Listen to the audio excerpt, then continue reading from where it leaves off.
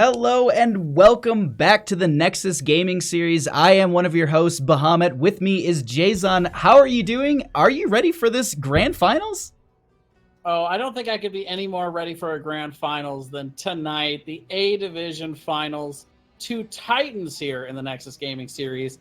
And best of all, Baha, it's a best of 5 series. Oh, we are in for a treat. We're going to be getting some wonderful games this evening. And then just really quickly, just to kind of catch up chat, that, they don't see these things. The coin flip was won by Team Freelo. They went ahead and chose map pick. The maps that were banned out was BOE by Map Freelo, or by Team Freelo, and a Greek Economy took out Cursed Hollow. Tomb of Spider Queen was then chosen by Team Freelo, giving first pick over to a Greek Economy. That is kind of where we're at with these two teams. This is basically the top of the West and the top of the, not even basically, this is the top of the East and the top of the West versus each other here, and I can't wait to get into this Div A final. Yeah, it'd be hard to make the argument that we didn't get the top 2 teams from each of the A-Divs. These two teams, literally #1 seeds in the playoffs, made it through all 3 of their respective playoff rounds. And here we go, #1 versus #1. But the draft is already flying here, Baha.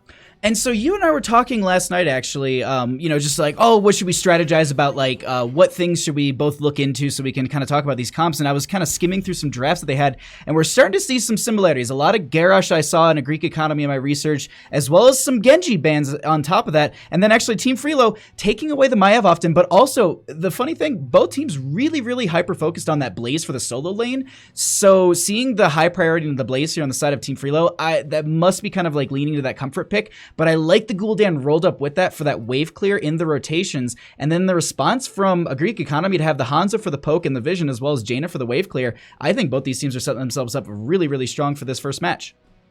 Yeah, a lot of wave clear on both sides. Can't help but notice the Genji ban right out the gate. Both of these teams utilizing that hero pretty well. So for the fact that a Greek Economy didn't want it for themselves, for their star player Cookie, means that they're looking for something else. The Garrosh and the Jaina tell me that they're looking for these isolated throw and kills. They're going to draft some CC down the road. And there we see that Freelo recognizing that too. They're going to take Malfurion off the table.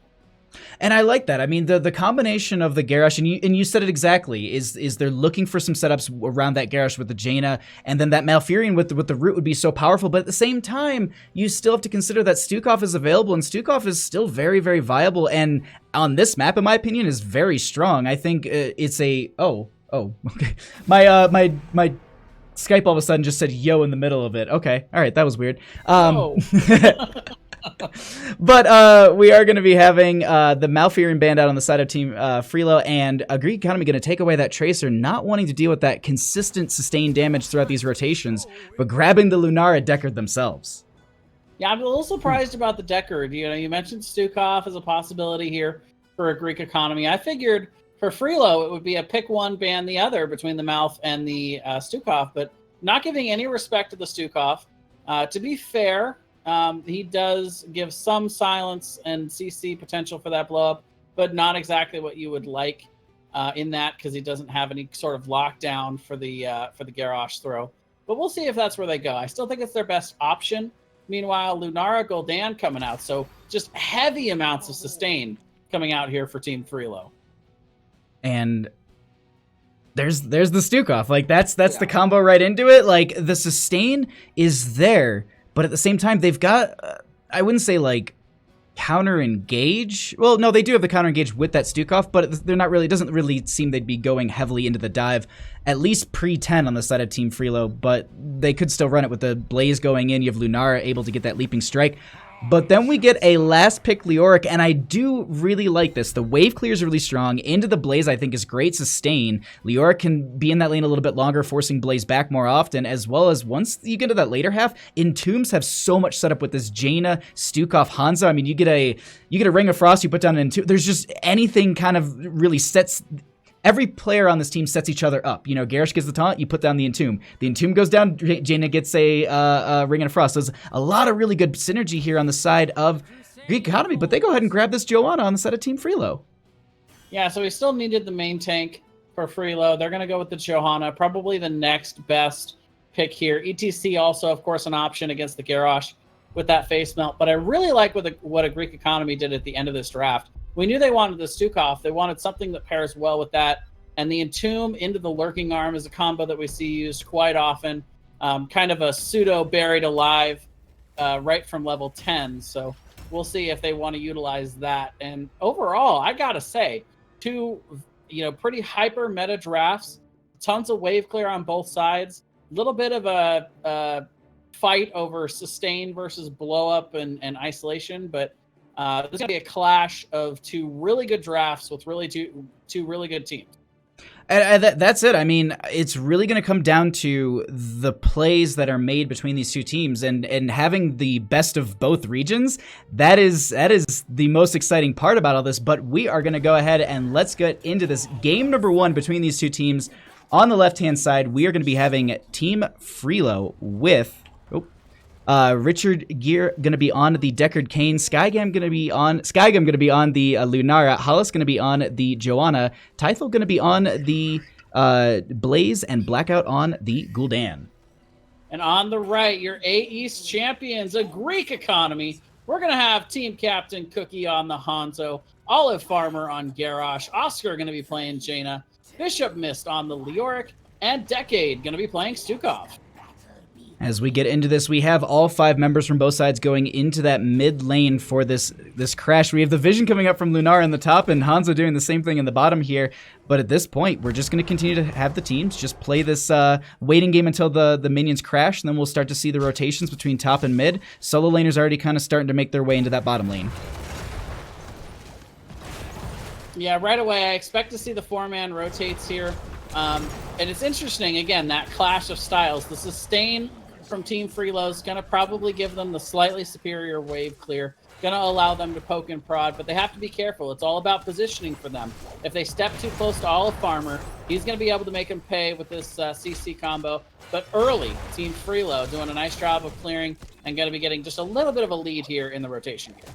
And I do like that they're having Hollis anchor for the team really, really well here. Just making sure that they're providing that vision, also safe rotations for the friendly team to actually still utilize that center point. They're not stepping too far forward. And in bottom, we have this Blaze Leo matchup, and it's kind of going as expected. They're going to be crashing in this mid for quite some time. We'll check in on them here and there, but the main fun, I guess, is going to be the stacking, which is between the top and mid, as well as they're looking for those 51st gems and start to get that little bit of push going in their favor.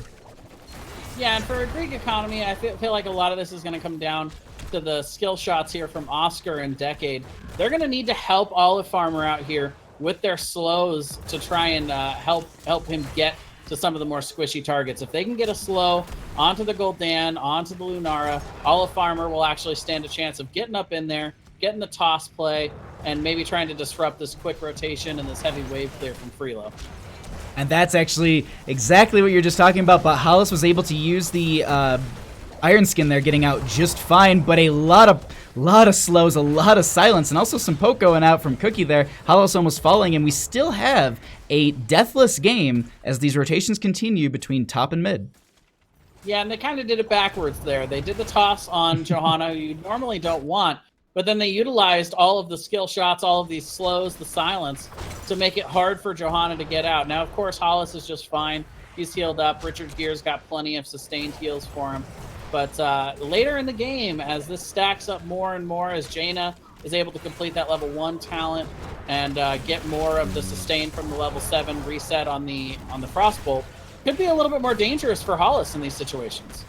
And I'm actually looking at some of the talents here at level 1, and the one thing I noticed is that we have the Sapphire coming out from the Deckard Cain, and with that increased slowing, that it's actually going to pair very, very well into the Lunara. I think it's 13 talent with the unfair advantage where poison damage on slowed heroes is increased. So I definitely think that, you know, there's some late game synergy here on the side of Team Freelo that is really going to start popping off, as we did talk a little bit about that in draft where their dive can kind of expand a little bit here. But at this time, I do think that the lanes are fairly even matched. No real big gem losses between the two teams. Yeah, pretty interesting talent at level 1 as well on the Hanzo. We do have Cookie going after the target practice at level 1. So what he's looking for is a little bit more long-ranged poke, trying to stay a little safer, keep away from these sustained heroes so he can still get that damage and that wave clear out. But he's, of course, going to also have to eventually rotate down to try and get some hits onto Blaze if he really wants to complete this talent. That is true. You do need to hit every single hero, I believe, 3 times.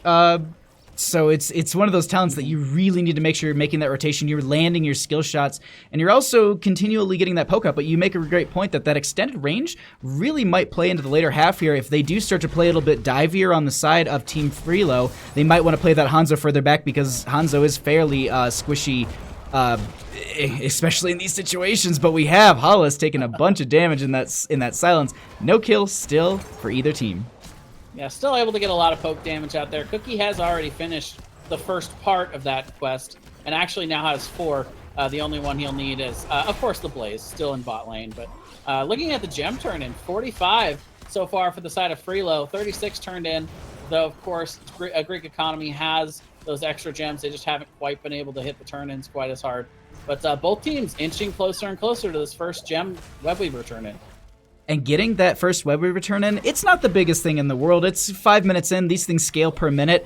But the thing still is you can really get that siege started. And if you can start to open up Tomb of the Spider Queen, that's the big thing that you want to look for as a team, is opening up this map more and more, pressuring the enemy team further back, and it becomes a harder game for them because, yes, it is a small map. The rotations are very short, but at the same time, if you don't have anything to retreat to, that keep is a very long way away when you're in the middle of the lane, basically. Yeah, really the dream play here is to get these first Webweavers, use that to snowball a level advantage, and then be able to block until you get the level 10s and really be able to snowball the map. But we do also have the change to these towers, where the front walls don't give quite as much XP. A lot of that's been put back into the main forts. So that's why I think why we're seeing the 4-man push here in mid for the side of Freelo. They're looking to push in and try and get themselves a little bit closer to actual fort damage rather than just focusing only on the front wall. Yeah, I like that play, just opening that up a little bit more so they just have that little bit of extra retreat. But the other thing too is the Webweaver doing God's work here, taking out the well, but we do have a stun going to be going on to Gul'dan here. Toss going to be going on to Blackout, and that will be the kill going over to Greek Economy. And it looks like they'll go ahead, back off, and get this clear, and they won't lose a fort, but they did take a little bit of siege damage here. A rare overextension from Team Freelo. Gul'dan caught a little bit too far forward. That's exactly what Olive Farmer and the members of a Greek Economy are going to be looking to take advantage of all game, and that's going to be your first blood here for Game 1 in the Division A Finals. We actually, it looks like they're going for more as the Indomitable is going to be used. They go ahead and get the Condemn onto Olive Farmer. Gonna just back right off, get the clears once again, and Oscar looking for that turn-in. Gonna go ahead and actually not gonna be getting it anytime soon as the poke continues to come out from Team Freelo. A Greek Economy looking for this turn-in. Doesn't look like it's going to be happening anytime soon. The other thing to note, Team Freelo, only 12 gems off from a turn-in themselves. Yeah, you talk about a great team for getting the interrupts. Blackout, meanwhile, tossed here, taking a ton of damage from the Jaina on the back end. Gul'dan goes down. Second kill of the game. Nice root here from Richard Gere, trying to slow the advance of a Greek Economy, but it's not going to be enough. Blaze is going to go down. Richard Gere is going to go down. The toss onto Oscar, going to get him back into position. And that's going to be a 3-for-0 as a Greek Economy really started to take advantage of their comp in this game. Those 3 kills was and is huge for the members of a Greek Economy. They put a deficit into the bank account for Team Freelo. That's one thing, because they were actually fairly close for a Webby return themselves. This will also push out their lanes. They don't need to worry about top. We can kind of see in the minimap it's stacked up a bit. They also have Hansa going up there to make sure they get that clear. Also with that level 4, that will help out as well. But this Webby return in, it's 10-10. But now that they have everyone back and the death timers are so low, you know, they got those kills. They got a little bit of experience advantage here. Hanzo are going to come out, Blessed Shield as well. Just some stuns and some backing off. But teams are looking pretty healthy, and actually, Team Freelo is going to defend this very, very well. Yeah, Cookie looking for the engage, not quite finding it there with the unaided Dragon Arrow. Everyone from the side of Team Freelo able to sidestep that one. But we are going to see the rotation to bot here. All 5 members of a Greek Economy looking to see if they can find anybody out. Typhel is able to get out there with the charge, and now it looks like the defense is good this time around for Team Freelo as they keep the structure advantage here.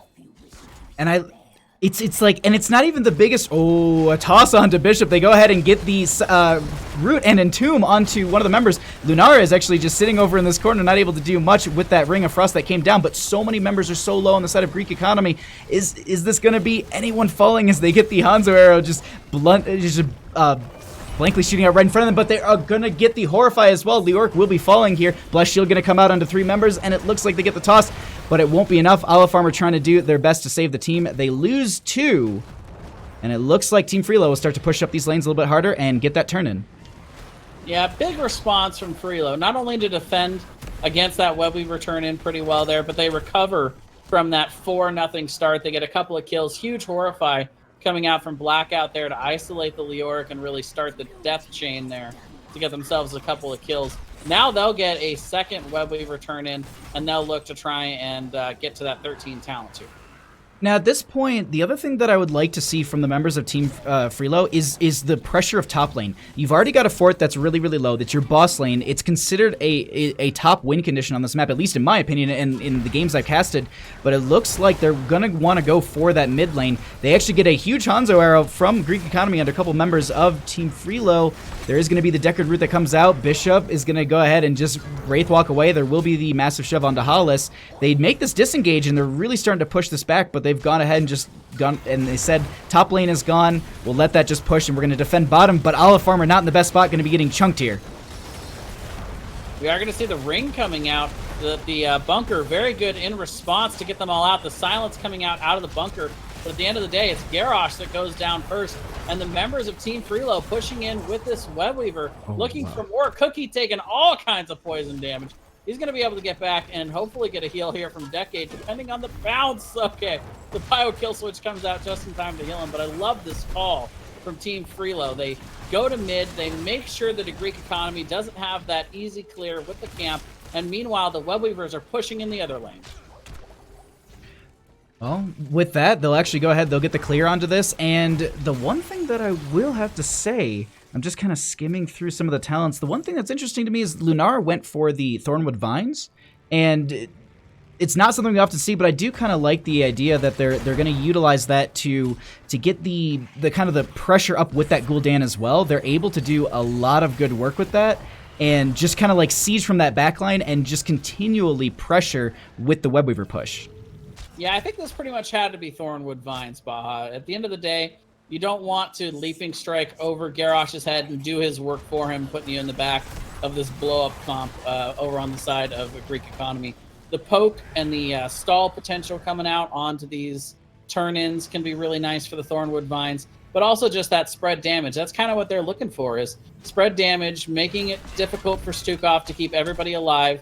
And then once they find they've got a couple of members low and they can single somebody out, they'll throw down the Horrify, they'll throw out the Blaze Charge, maybe even the Blessed Shield, trying to isolate and finish off some targets. So if they don't really have your traditional finisher like a Genji, like a Tracer, they're going to have to depend on those heroics and the CC of those frontliners to really be able to seal up some of these kills.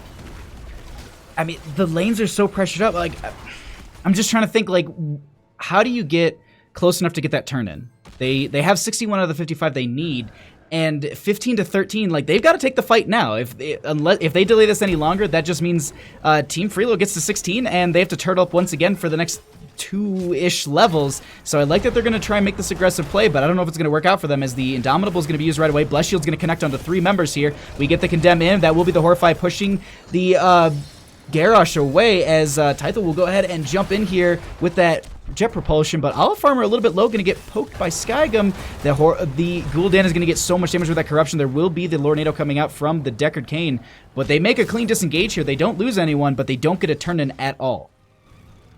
Yeah, it's definitely a calculated risk there for a Greek Economy. They wanted to be able to force before the level 16s come in for Team Freelo. They gave it a shot, but we talk a lot in Heroes of the Storm about burden of execution, and the comp from a Greek Economy, very effective, but it's not easy to pull off. It's very dependent on big AoE stun and root combos. It's sort of wombo combo-y, and they don't quite find it there with the ring. They're going to have to back up now, let Team Freelo get 16, let them slowly get closer to a turn-in, and try and work towards the next level and a half to get 16s themselves. They're just going to have to do exactly that. They have to turtle up. They're going to grab this camp, which will allow some pressure into that lane. A little bit of breathing room here, but we also see Team Freelo going for that boss right away. They're just like, I don't think they're going to fight us without 16s. Ooh, actually...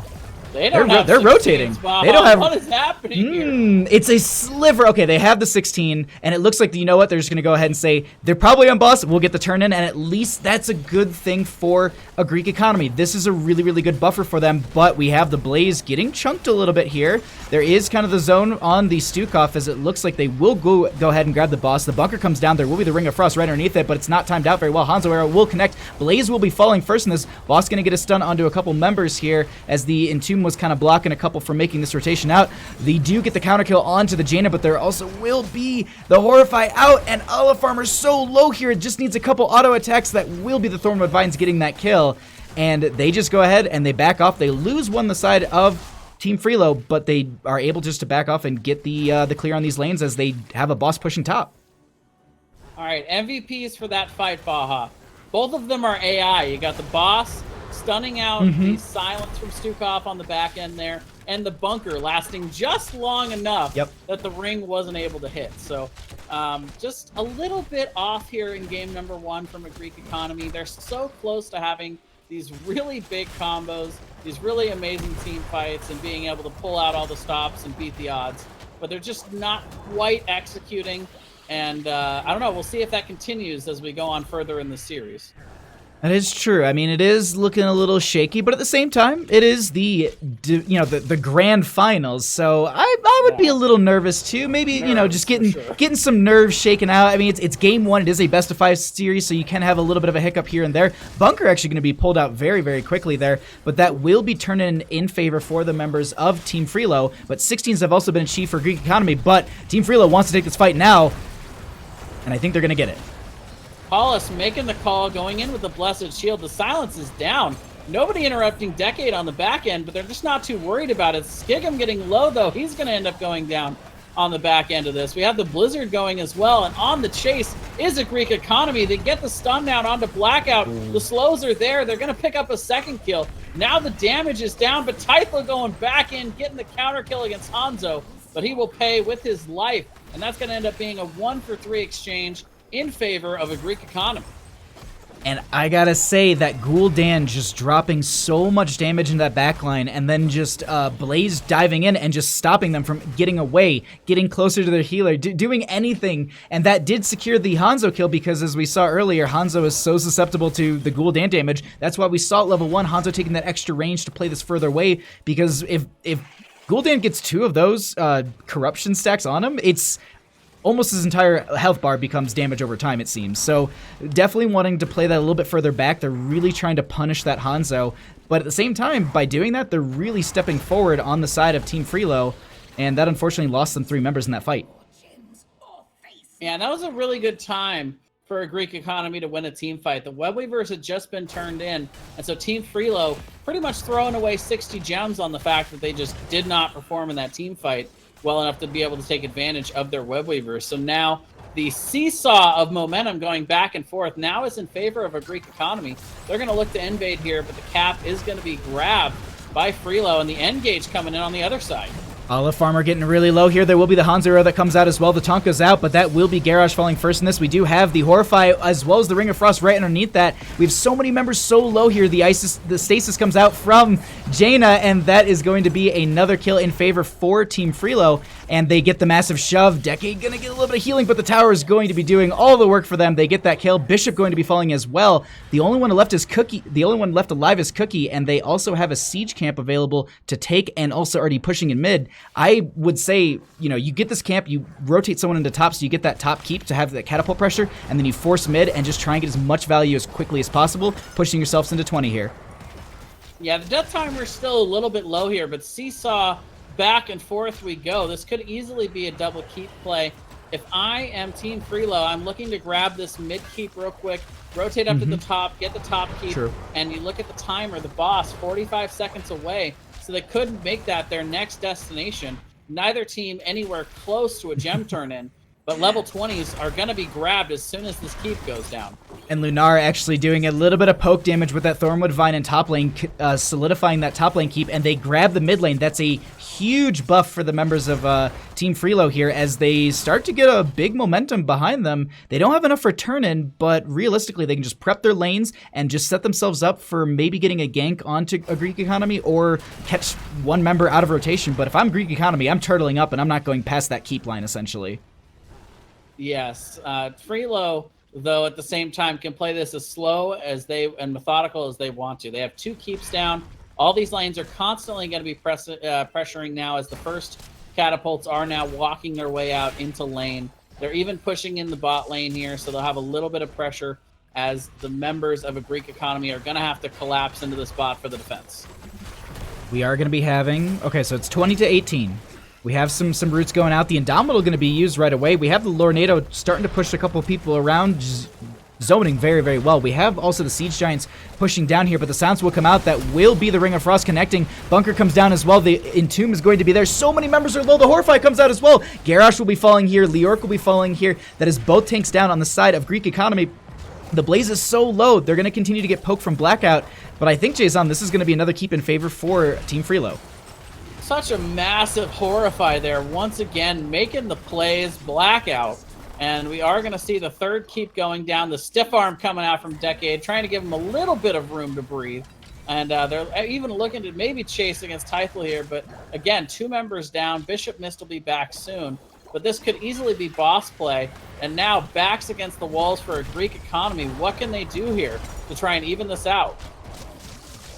They can definitely avoid getting near the Gul'dan, as we saw once again so much damage going out onto that Jaina. And that's the big thing is they need to play around some of these abilities, and it's really, really hard because, well, they're throwing them really far into the backline.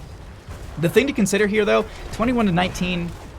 I was like, can you potentially even evade this? And they because I was like, there's no Horrify, so they do have a Lornado though, so that they have that. And I was thinking that they might be able to invade this. Not going to be happening. That will be a boss going over in favor for Team Freelo as they try to poke in on this. Not going to be happening, though. Bishop Mist in the backline here might not be working out.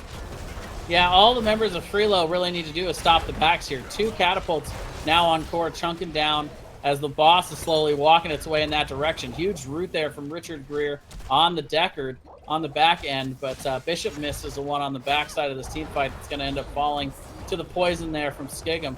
And now all the side of Team Freelo need to do is just waltz on up this top lane to grab game number 1. And they will start to do that. They do get Decade really low here. The Ring of Frost will come out onto Skygam, and it won't connect, and they get the kill onto the Stukov as well as the Garrosh and the Jaina, and it looks like this is going to be game number 1 going over in favor of Team Freelo. GG, well played. West strikes first as Freelo comes out. Very complete game. And, you look at a lot of that, the seesawing, the team fighting. Where is the big difference? Where did Freelo get the big advantage? And really, it was in taking advantages when they could to actually get structures, to get ahead in the game, to get the extra XP off of those structures and snowball. Where the side of a Greek Economy, they had good team fights, but they didn't have amazing wave clear. And when they won those fights, they really didn't have much of an opportunity to push structures to try and get themselves closer to the win. I gotta say, I can't say it because you said it best. Actually, the seesaw, the teeter-totter, you put it so well. The back and forth between these two teams was so much fun to watch. The early game looked so strong for a Greek Economy. They came out swinging. They had a lot of good setup, but unfortunately, it was just denied in that later half. Gul'dan getting so much damage as well as Lunara. The damage over time that came out from the members of Team Freelo is kind of disgusting if you think about it. I mean, if you go back and look at any of the fights where Jaina was hit by corruption or Lunara, like it was always so much poison damage sitting on them, and just the Stukov could not keep up with the damage that was coming out, and unfortunately that was really what was eating away at a lot of these team fights. They would be really strong, but then unfortunately, they couldn't finish it off because there was always poison damage on them. They had to retreat and get healing from that. Yeah, and really good CC setup overall from Team Freelo. They play very well as a team. That's definitely one of their strengths. And they used the CC from Johanna, Blaze, and Deckard to really be able to set up the kills, set up the damage, and finish off the killing blows for Gul'dan and Lunara. You look at just the pure stats, 72k damage from Cookie on Hanzo, 65k damage from Jaina on Oscar. They have the higher damage. You would think they could get more kills, but even though they had the higher numbers, they just didn't have the finishing potential and the finishing execution that we saw from Freelo, who had much less hero damage, but double the kills. That's the insane part to me, is like, they had such a strong early game, and you would have thought that they would have really started to just apply that pressure over and over and over and over again. But unfortunately, it just 10s hit and it just stopped, it seemed. Or maybe it was actually even a little bit further. It was more like 13s almost, where we really started to see the momentum shift. And then we started to see play after play really working out in favor for the members of Team Freelo here. And we're currently just waiting to find out which, do they want map pick or first pick here. We'll get that going here in just a second. I guess while we have the time, we can go game percent. I'm seeing something in Twitch chat, and I'm like, hashtag game percent. Game percent? What is that? I don't even. I was just like, did one of us say that? Or either way, I can go ahead and at least game percent. So at least during this time while we're waiting for this, I can at least show the Nexus Gaming Series MVPs for Division A. There you go. So we can at least show this. We'll start with Team 3. Also, shout out to Murda for giving me basically the basic template for this, so I could just dump all the information in, as well as I think Jackster, who basically put all of this together. So I'm not going to read through all the names. I'll throw them up, and while we wait for so we're getting confirmation from production. Ara typoed game hashtag game 5. That's why. Okay. No, I like hashtag game percent. Like, I really want to go to game percent. Game ampersand, maybe. Yes. Okay. All right. So I'm getting confirmation of what map it is going to be. Let me go ahead and I'll just swap this over. We'll at least show the Division A West and East Team 2s. As we just go ahead, and I got to mark a couple things down here, so at least I keep track of where we're going, who chose what. Oh, thank you, by the way, just really quickly, thanks to everyone who is out here watching the game, supporting the channel. Also Murda, who rated the channel. Thank you for that support, my friend. Yeah, thank you all for being here on this wonderful Thursday night, enjoying some great heroes, as we will also show the Team 1 East and West, and then we will get set up for our Game 2 in just a second. Let me also make sure that I am updating the scoreboard, as Team Freelo won that game. And then, okay, cool. So, second map is going to be this. Let's also save that. And then I think we can get ourselves set up here for Game 2. Let's go ahead and pull it back to our camera so we can show our pretty faces while we get the lobby going. Yeah, I have a cat that's joined me here for game number 2. So she's nice and comfortable. I'm good and comfortable. And oh boy, this next map, this is going to be very interesting between these two teams. I really do. I mean, we can say which it is. It is we're going to be going to Volskaya Foundry, which is the map choice for a Greek economy. Let me go ahead and just invite the teams into this game, and then we'll get ourselves set up. Bishop. No, I need Hollis. There you are. Invite to game. Right? Did I get him? Okay, there we go. But yeah, no, we're going to be going to Volskaya Foundry, and this is I wouldn't say the slowest map. Swap team. There we go. But it definitely is. There's some pacing to it, and you really want to look at kind of your control point B and C, in my opinion, are really the gameplay points. Control point A gets you your standard gate and pretty much top lane well. But after that, we've seen a lot of teams really kind of expand beyond that once they hit that B and C marker. Even when we get to the fourth Trigger Left Protector, it's almost like at that point, whoever gets the fourth one really realistically can walk through almost any sort of defense and then just take the game almost.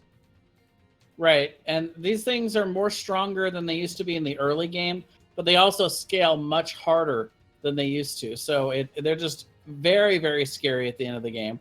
And especially with that change to the XP on the walls, you don't get as much of an advantage off the Mhm. first one. We've even seen some teams even going as far as going back to the old strategy of trying to get split push, not putting a huge emphasis on the first one. But at the end of the day, the first control point is in mid. So it's not like you can double soak. You have to rotate, way too far. You can get a little bit of extra side soak if you're not contesting right at that point. But all about sustain on this map, all about point control. If you build a good team that can turtle up and have a good defense, that's a big win. And a lot about wave clear and just in general team fighting potential, because this is one of the most team fight heavy maps in the game. That is really, really true, because you just have these points that can go on for almost forever, because if no one's standing on it, it just defaults back to neutral, and then you'll have to have someone actually come in and stand on the point. So you definitely need to make sure you're also drafting around the fact that you're going to need sustained fights, and that's the big thing here. I mean, we see a lot of Alex Straza for that point control. We see Decker Kane. Decker Kane's playing a really, really strong into a lot of these situations. But, we see like things like Rhaegar kind of fall off because the chain heal isn't as strong as maybe getting the pustule up from like a Stukov, where you can get a mass heal. And then same thing with like Malfurion. So we're seeing some, I wouldn't say just, like the top healers, but we're just seeing a lot of the same healers because they work across all maps. So why not practice something that works almost everywhere, and then you can run it every single time.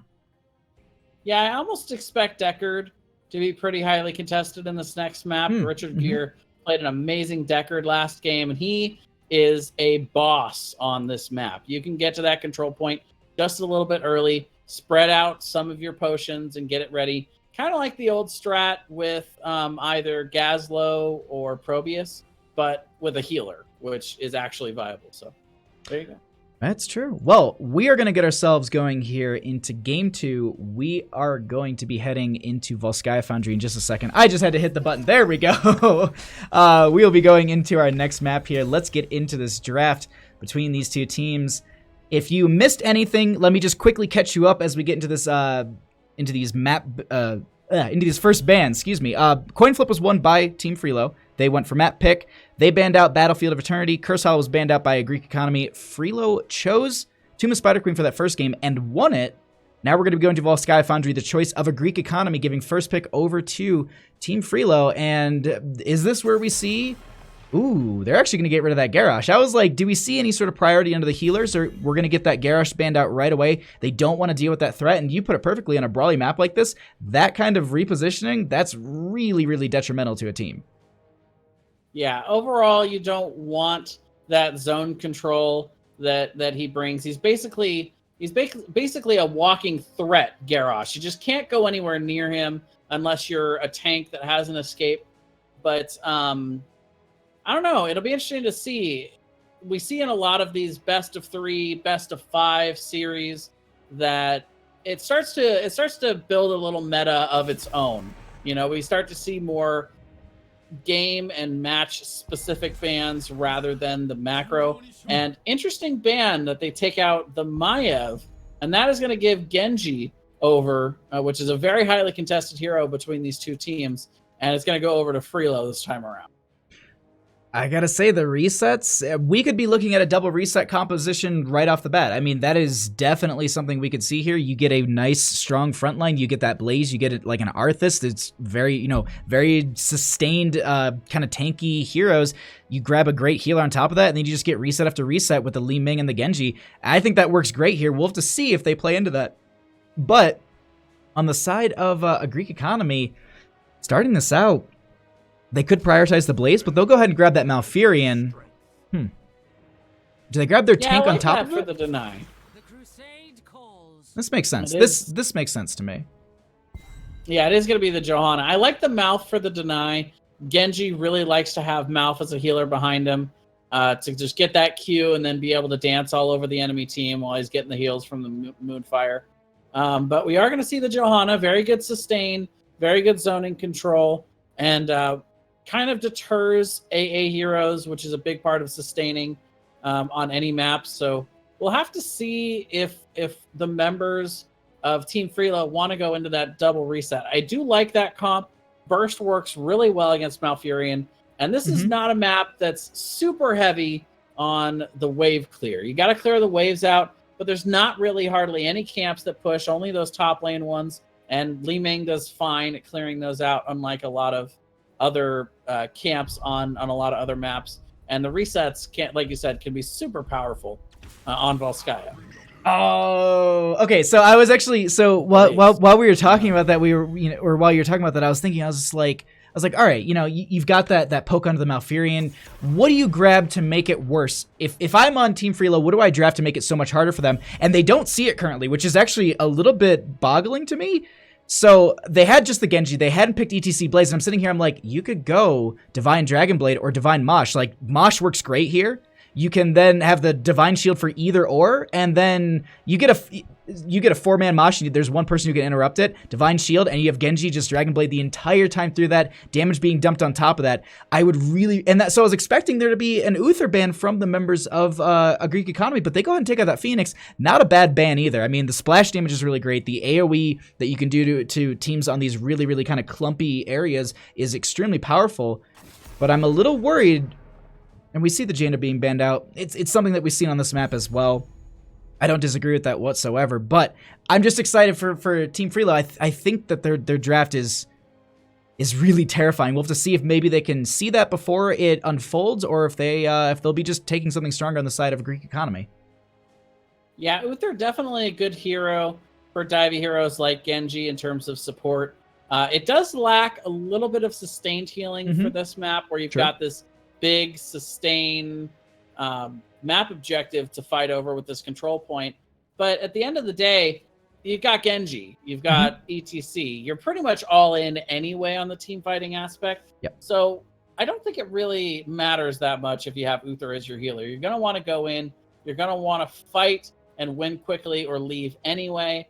So I think Uther could definitely work here. Meanwhile, I expect more of the same from a Greek economy. I expect them to play the sustained game, to pick a couple of sustained heroes here like Gul'dan or Lunara.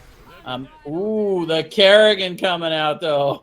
Ooh, we are going to be getting some Kerrigan combos. I like this draft that's unfolding from a Greek economy. Now, on the side of Team Freelo, just jumping back to them, Genji, ETC, Blaze, I still say it's the Uther. And then I was thinking you could swap the Li Ming out for a Greymane if you wanted. You can get that dive onto the Hanzo with a go for the throat. And with Kerrigan and Malfurion being a little bit lower in health target-wise, you could definitely use the go for the throat, get resets, and really start to shred the teams apart here.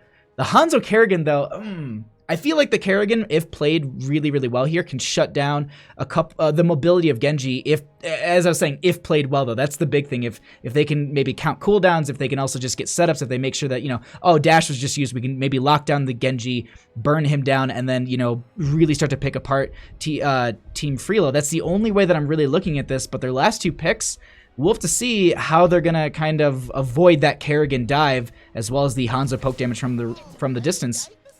Ooh.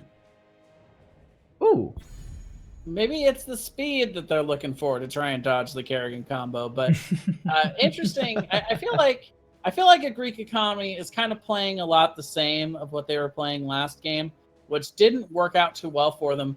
They are making the adjustment with the Kerrigan on the front line to try and have something to dive in on the backliners. Kerrigan, a very good counter to Junkrat.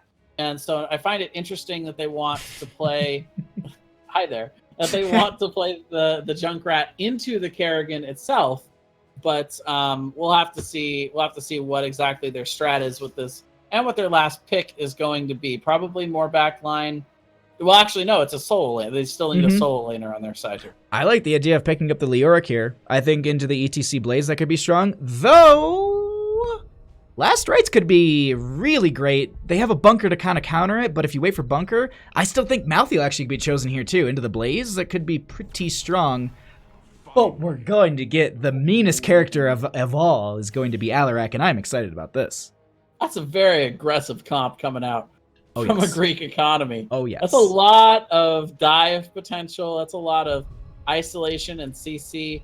They are looking to get to the squishy heroes, and so I look at this now, and who does Genji try to dive? It's got to be Mal for Hanzo, but Johanna, Kerrigan, Alarak, they can all turn around and answer to that dive potential by trying to take out the Genji, and then, what are they left with? Junkrat, who's constantly having the poke on the back end.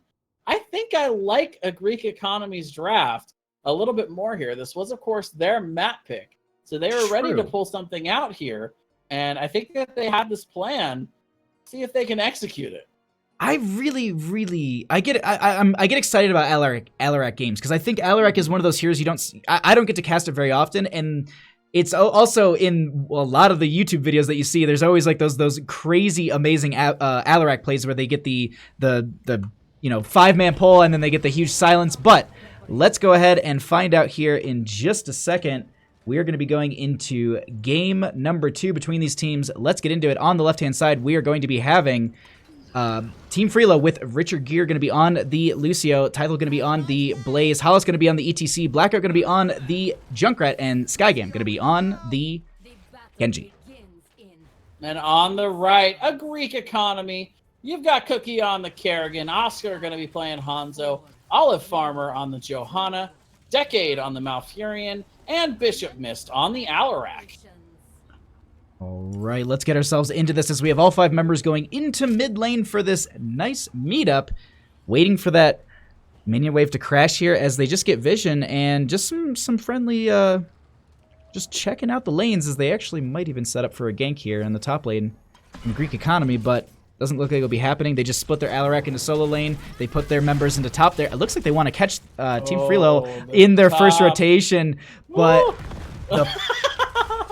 we have delay on, right? We have delay on? Yeah, okay, we have delay on. I was like, man, that is way too good, but it might be something that they might have caught in some of the VODs in the past for their games here. But we are in both Sky Foundry, and we'll see as these lanes start to shape out. Bishop missed in the bottom lane.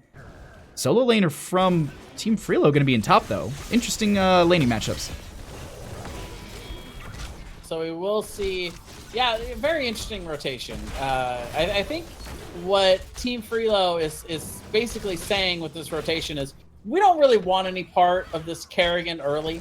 I think that's very smart. There's good setup. There's good follow-up routes from the Malfurion. A lot of damage coming in from Hanzo, which is very easy to get when the enemy team is standing still, and you can just target in that damage. And so right now they're looking to change the script so that they don't have to deal with this 4-man Kerrigan combo in the rotation game. And I personally, I'm just a gold player, but like I don't want to deal with Kerrigan combos. Like yes, you can sidestep them, but I do not have that trained mentally at this point. So I'm just like, oh well, there it is, and I'm dead because usually the rest of the team jumps on top of you from there. But we do have support camp going to be grabbed by the members of Greek Economy, setting themselves up for this first objective, which will be popping in the next minute or so. I think it's actually, it's at the 3-minute mark. Ooh. That will be the first kill of the game, going over to the members of Greek Economy. Cookie not looking too good, and that will be a trade. Yeah, nice response here from Team Freelo. And I've always thought that this could be the rotation on this map. You look at the distance, obviously less distance between the mid and the top lane, but there's also the conveyor belt.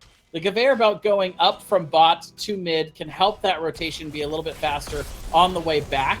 And so that kind of makes up for the distance difference. But we do see early camp prioritization, Team Freelo grabbing their turret already and now invading here. They did have that counter kill onto Kerrigan, so Kerrigan not quite here yet. Cookie will be here in time, though, and it looks like they're going to be able to start a fight off of this, even dropping their own turret to try and capture this. They'll use one turret to get another, but they actually also pick up a kill onto the Joanna, and that's a great kill to grab as this point unlocks. They'll be able to leave Hollis on this, actually they're going to leave their Blaze on it, and that will be the first charge going over in favor for Team Freelo here as they continue to knock them back. And the one thing I want to note is I don't think we talked enough about this in the draft. The Junkrat concussion mine on a map like this where you are going to be getting some brawls over these enforcer camps or support camps, that's a huge asset to have because there's really no big displacement outside of Alarak on the other team that I mean, there's Condemn, but it really doesn't pull them off the point. Like, they don't really have any sort of big, control for these camps at this point, and we're going to be seeing a little bit of an engage as the Iron Skin will be popped. Dive in from Tythel there, but not going to be connecting as Cookie gets a little bit of poke damage out as well.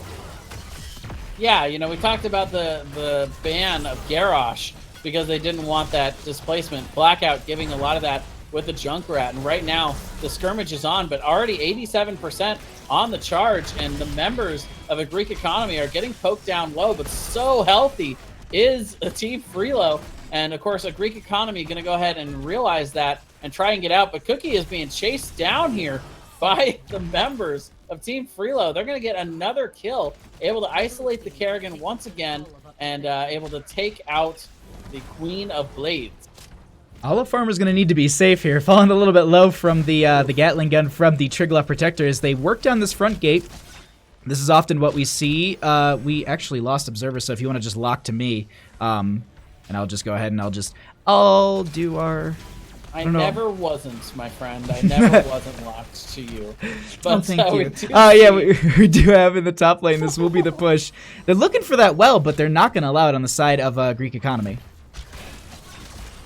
So we are going to see level 7 advantage here for Team Freelo as they've gotten a little bit of a XP lead off of these kills. Now also getting these. We do see the quest completed here for Hanzo, so he's going to have a little bit more damage on those scatter arrows now. But again, the first Triglav Protector, not a huge advantage, but a lot of it is the XP in the kills, the denial of that turret early to really be able to control a little bit more of the map pressure. But very nice stun combo coming out as they're trying to get the isolation, but nice escape here. Richard Gere with the extra speed can help them disengage, and along with that boop, so able to avoid that team fight and that CC combo for now. I like this so far. They make that disengage. They're not going to be losing one over. That will be the next Triglav Protector, I think, popping up in very, very quickly, I think, because I think it's like a minute and a half from when the last one dies. We're going to be having camp rotations coming out. A little bit of a brawl, though, over the support camp in the top. Just some poke damage coming out, but they're not going to be able to steal this away anytime soon. Yeah, I still like the prioritization here from the members of Team Freelo. They're going to end up grabbing 2 of these turrets in exchange for that biotic emitter. And at the end of the day, I think that that's a win. The heals are nice, but since they've changed it to more of a heal totem, I think that really the stronger of the 2 camps is the turret anyway. So to have 2 of those is going to be a nice advantage for Team Freelo as they head towards the level 10 and that control point up in the top lane. I mean, at this point, having that 10 advantage almost, it's a 2-level lead comfortably, and realistically, it's going to be really difficult for them to kind of fight over this next objective, and that's the thing that I'm most worried about for them. And if on a map like this, I really feel like it does start to snowball, and if the objective pops up and they aren't able to get in there, poke on it, or anything like that, I don't know if this is just going to get out of control for a Greek economy, or if they're going to be able to kind of reel this back a little bit later in the game. Yeah, I think one of the biggest problems is that they're on a bit of a clock here. Kerrigan is strongest in the early game, which is able to get those rotations and get those picks. But you got to give a lot of credit to Freelo. They played the early macro very smart. They didn't play into the strength of the comps that a Greek economy has built. Now they've got themselves in the lead, and it's going to be difficult for Greek economy to wrestle this away. I do believe you're right about that. And we'll see. I mean, we'll see. I mean, they definitely can. Maybe, Team Freelo, they might step a little far forward, but it's not going to be happening as they're continuing to poke some of these members out. We have Skygan going to be diving in here, going to get the reflect there, and the Riptire will be coming out as well. We have the Malfurion falling a little bit low. Excuse me, the Cookie falling a little bit low, as I do get locked into a minion, but Olive Farmer not going to be doing well themselves, and we are currently just seeing so many members low split across this map. I don't know who's going to end up making it out of this alive. Yeah, everybody somehow makes it out alive. That's actually a massive win for a Greek economy. They do end up spending their biotic emitter, but this is going to give them the window to get 10. And now look at the heroic cooldowns. 3 major heroics down for Team Freelo, and they have to completely concede this point because the Greek economy now has all of their heroics available. I love this play. They got so much out of that. We have the Blaze potentially getting... Ooh, that would have been just a nice little pick for them just to really confirm this point. But as you said, they're going to have to give this over. And it looks like this will be potentially a Triglav Protector going over for the members of a Greek economy.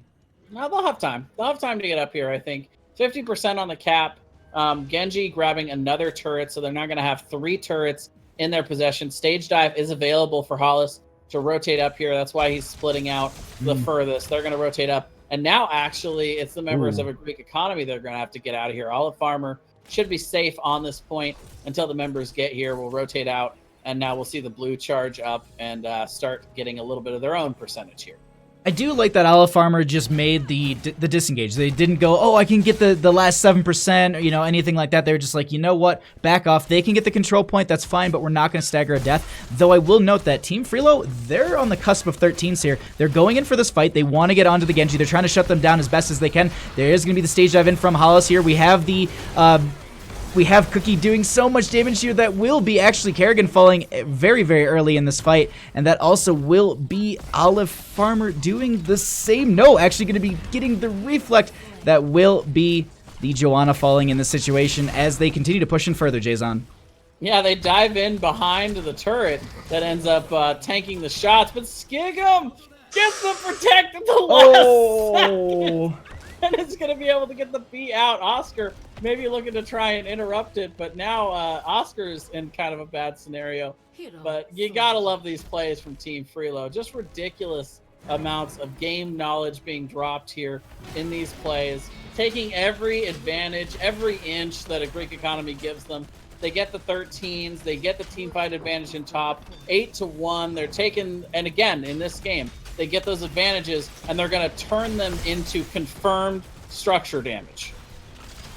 This is it. You said it perfectly. Confirmed structure damage. They've got 14-11. They can push this as hard as possible. This is, I talk about this here and there in some of the games that I cast, and I'm just like, you've got a 3-level lead. You've got the objective. Push in, take some aggressive fights. If they try and fight you this low down and with this kind of power behind you, it's really risky, and they're going to try and poke out. Maybe you get them to step a little too far forward, and that's when you make your advantage, but you need to make sure that you don't do the same as Bishop Miss was trying to pull a couple members in on that Alarak, but that will be the first keep of the game, going down at about 11 minutes in here as they now make this retreat 15-11, or 15-12. They're going to rotate into mid. Actually, I would expect them to maybe rotate into bottom and try and prep that lane for the next Triglop Protector, because I think this one... nope, they go for the more experienced. Well, you know, it's on Makes the way. sense. Yeah, it's on the way. You might as well just grab it. You still got a few seconds.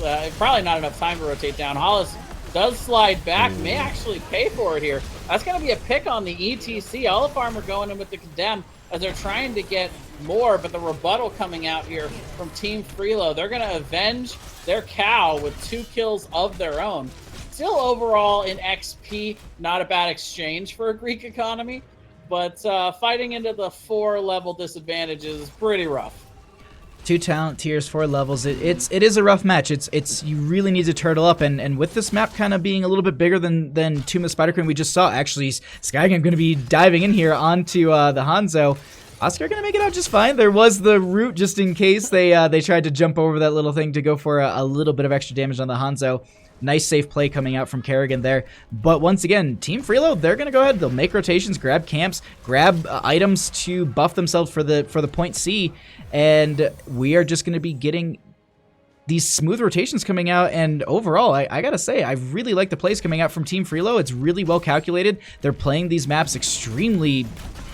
I don't know, they're playing them in their favor, if that makes sense. Like, they're constantly getting their way, and I don't know how Greek economy can stop that. They just keep getting every fight they want, engage they want, and kills almost they want.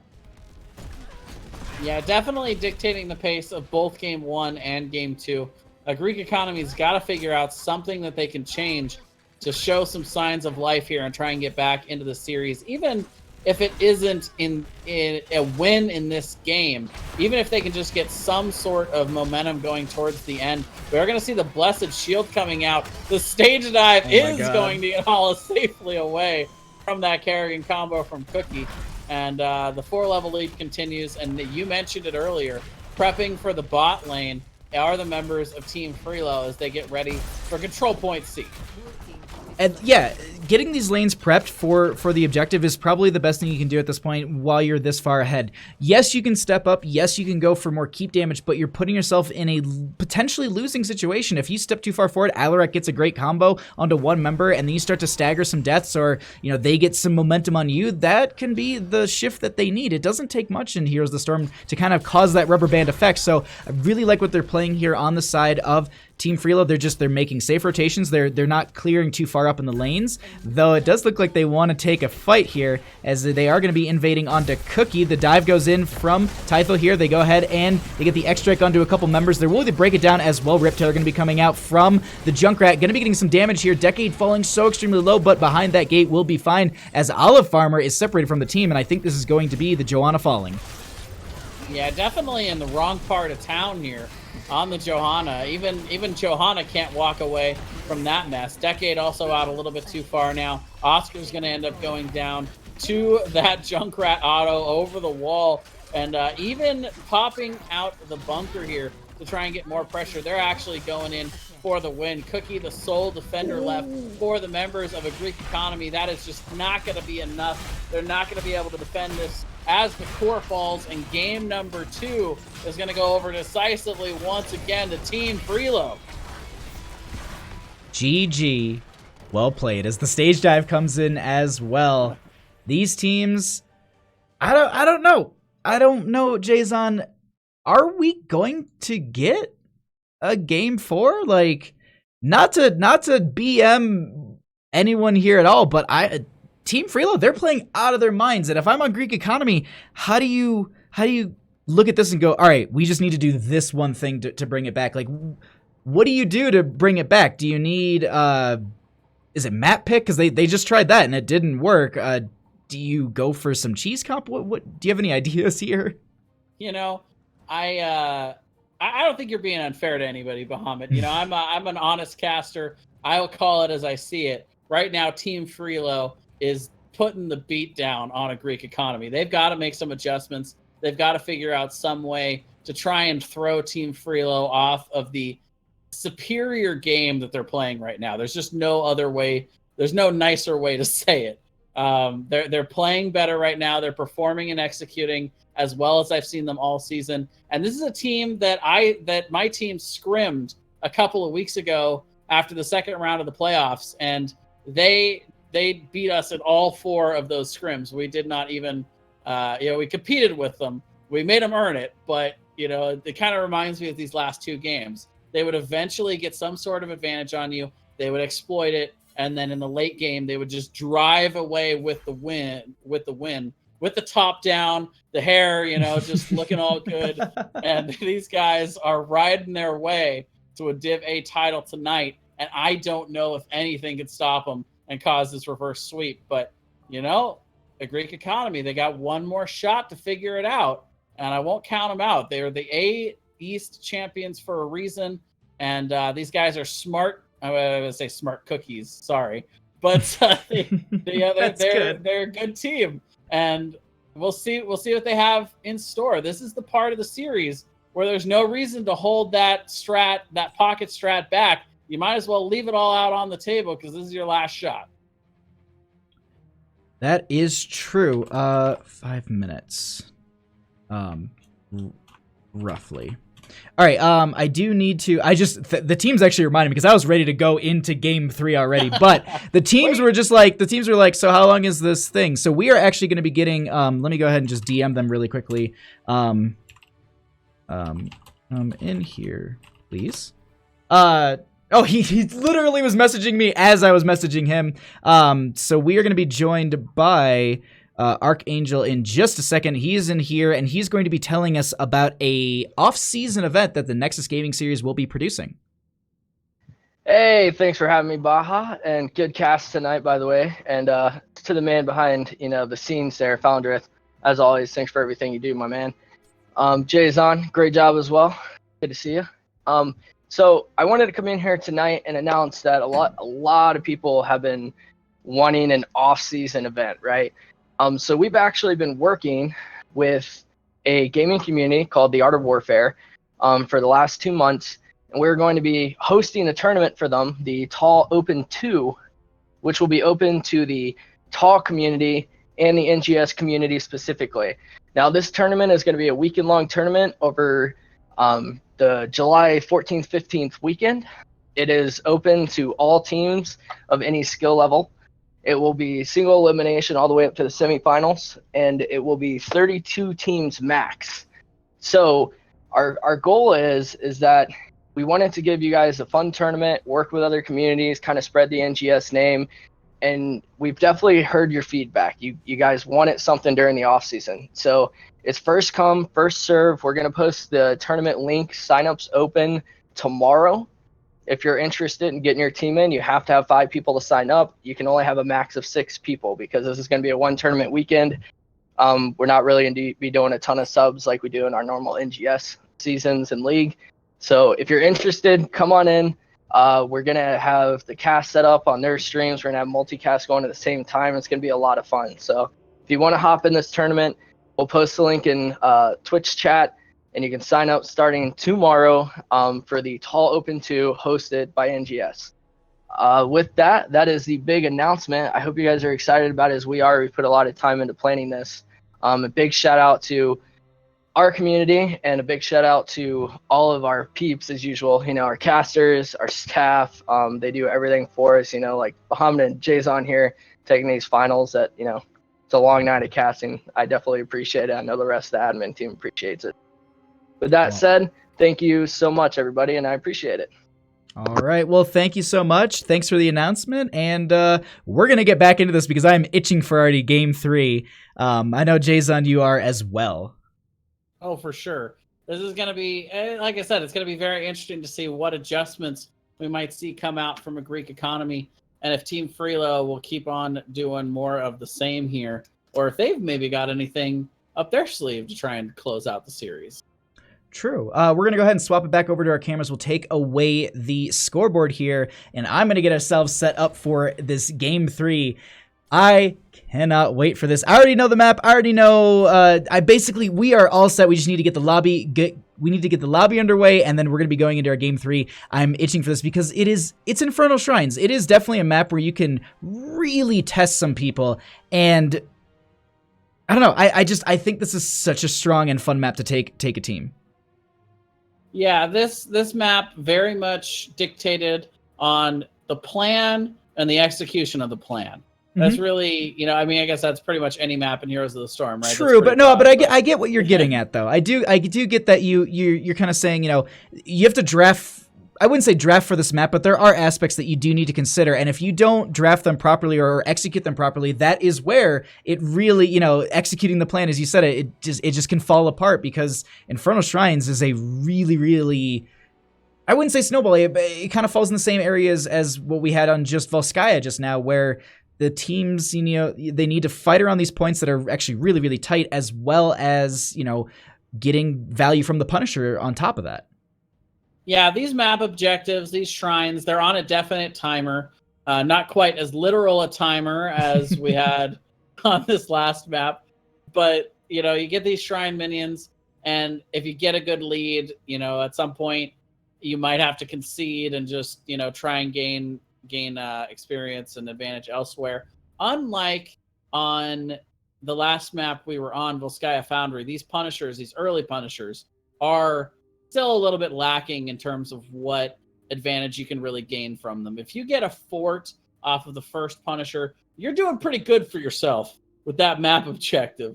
And so it's not at all an uncommon strategy for teams to look to split push, to do the global, to do the, you know, the macro game and try and gain advantage elsewhere and essentially give up that first objective. But we'll have to see. You know, again, it's right, like you said, right from the beginning of the draft, you can start to plan out what strategy you're going to do, and then it's a matter of who employs their strategy and their comp better, and there are a lot of different ways to do that on Infernal Shrines. It's not a one simple strategy kind of map like, say, a Battlefield of Eternity. That is true, because you do, I mean, with Battlefield of Eternity, you definitely can kind of, I wouldn't say run it down the lane, but I mean, we have seen teams actually do that, where first, you know, Immortal goes down top lane, and that's the end of the game, sub 10 minutes, and it's just like, well, okay, game 2, here we go. But yeah, in Infernal Shrines, there's definitely a lot of strategy. Our fifth is, oh, okay, so they're currently getting the last one. We did say that we were going to take like 5-ish minutes for that last announcement. I think it went a little bit quicker than expected, but we're going to get this last member in here, and we're going to get ourselves going for the next game. Sorry, I'm skimming through Twitch chat, making sure that we didn't miss anything. Oh, okay, they're talking about the registration is on June 21st. Okay. I'm pretty excited. I wonder if there's room in this tournament for a B-Div championship team.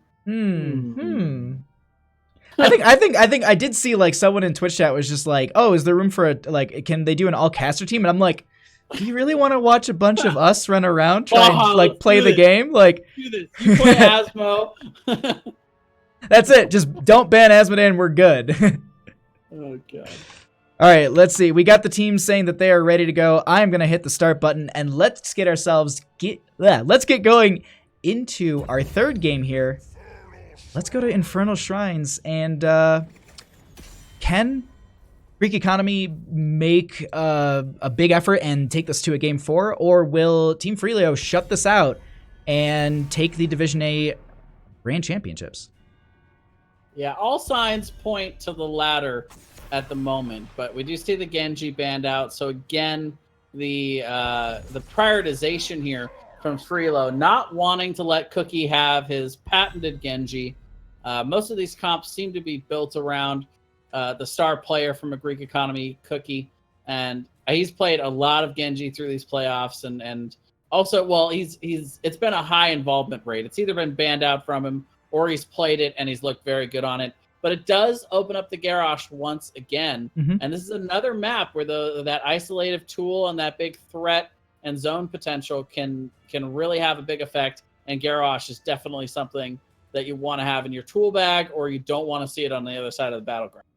That's a really good point. And then I had also talked about in the first draft for the Tomb of Spider Queen game, when they first picked the Garrosh in that game too, I was skimming through drafts while I was eating dinner tonight, and Garrosh is a high priority for a Greek Economy. And I'm not the biggest stat buff, but I was like skimming through and I was just like, that's a lot of Garrosh. And so, yeah. I mean, hey, if it works and you get it, definitely play it. But we do get a Maiev. It wasn't banned out. We actually had that Blaze ban out. So I do... And that was the other thing too, is a Greek Economy, they banned out Maiev often, and Team Freelo, they banned out Genji often. And it's one of those things that it seems like Team Freelo, they either want it or they ban it out. And we get a Junkrat. Ooh. Double displacement. What do we get though to round this out, Jay? That is, yeah, a very scary proposition. The side of Team Freelo is going to have very good positioning through this game. And Kharazim coming out as well. So good gap closing potential on the Kharazim. Good follow-up potential to be able to get some good spike damage onto a displaced target from one of these two heroes. And I do like the adjustment of the Blaze ban, to be honest with you, because a lot of these have been, isolate one hero and try and blow them up, or try and get some kind of wombo potential from a Greek Economy. And one of the biggest counters to that has been the Blaze and the Bunker. So we've seen that used in both games by Team Freelo to kind of deny what a Greek Economy is trying to do. So they're going to go ahead and ban that out and say, okay, well, beat us with something. If you're going to beat us in a third game, beat us with something different than what we've had in the other two games. Okay. Man, they take out that Gul'dan though. And I actually, so...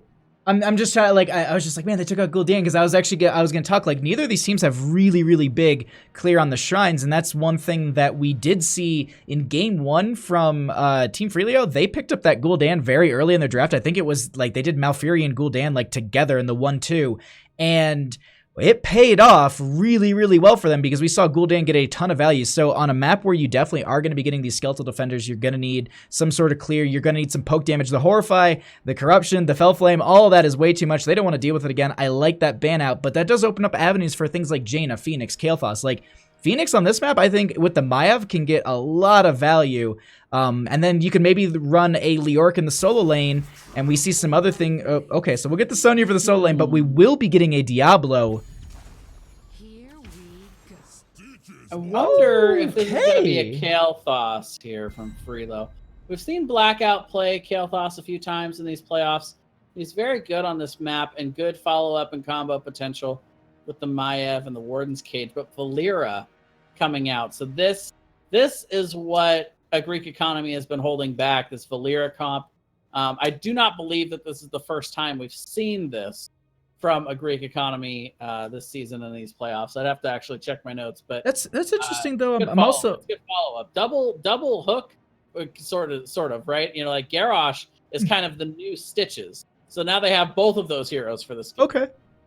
I mean, it's like triple displacement at this point. Yeah. The only thing, though, I'm worried about is that means Sonya's going to be soloing into Stitches, and I feel like that's going to be a very, very good lane for Sonya, and I'm a little worried about that.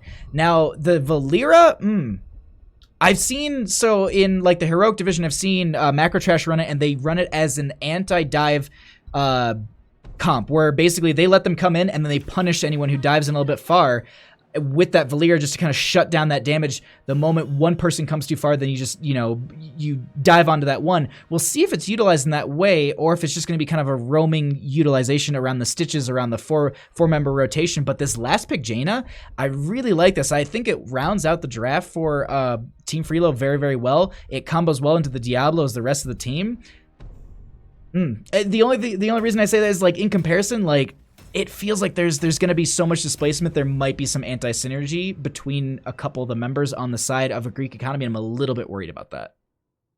Well, basically what they want to do is they want to get the Garrosh up there so he can throw him back into the Junkrat bomb, into the Stitches hook, and just take them like all the way back to the keep. Like, I don't know, but it's going to be very interesting. To your point, I think they've got multiple tools here to try and catch somebody out. Diablo, though, and Sonya on the front line, it's going to be kind of difficult to get past this front line. Even then, Maev also good displacement on the other end. Jaina very good at divey heroes. So we'll see if they have what it takes to execute this, but I don't think it's going to be easy here, Baja.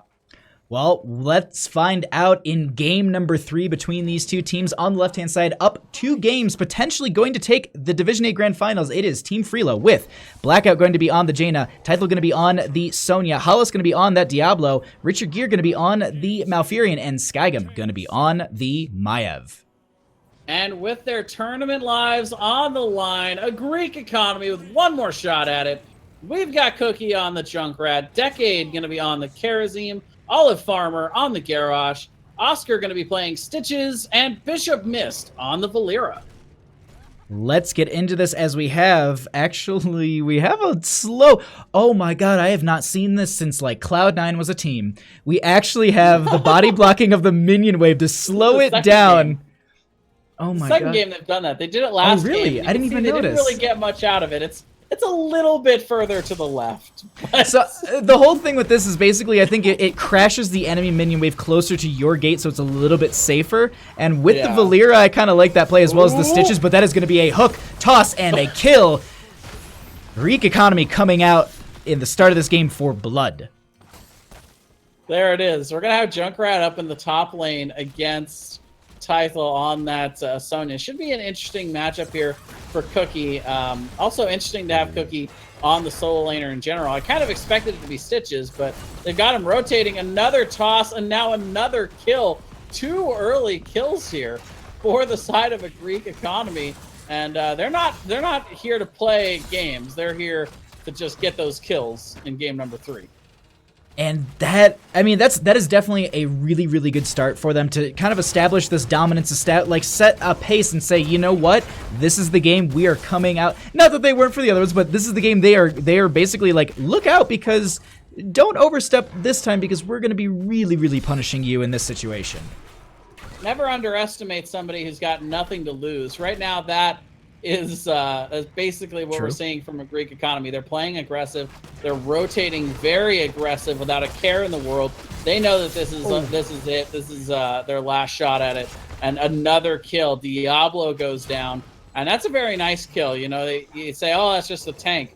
But Diablo, in this early game, wants to be out in lane, wants to be getting these souls stacked up to try and get some momentum going into the first map objective. But now they're forcing him back into the Hall of Storms, and it's going to be just that many less minions he can get for those souls early in the game.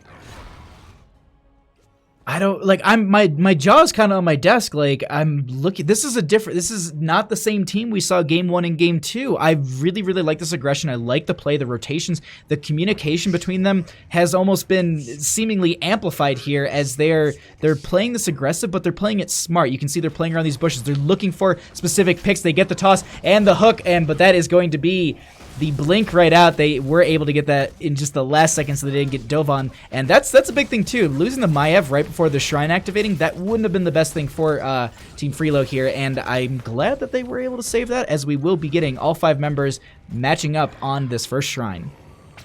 I will say this much though, Freelo, again, both of these teams very smart. The response from Freelo is that they're not going to be out in lane too much. They're not going to be out where they can get picked excessively. They do give up 3 kills there, but now you can see they just have no interest in going anywhere near a Greek economy. They're just going to wait until they get the level 10s, look for it later. But Hollis actually gets hooked. The hooks are just insane right now from Hollis Farmer. The follow-up is there. Does he get out? He does. Oh my god. Richard Gere with those clutch saves for their Diablo. Sonya in the backline getting some damage onto Bishop Mist as they're starting to invade this a little bit. Maiev not going to be actually going to be using the blink to get a huge Umbro Bindo and a couple members. There will be the root right underneath them. They get the kill onto the Junkrat, and it's a follow-up kill onto Garrosh there. They start to back out on Greek Economy, but the members of Team Freelo are looking for blood. Hook out, toss out.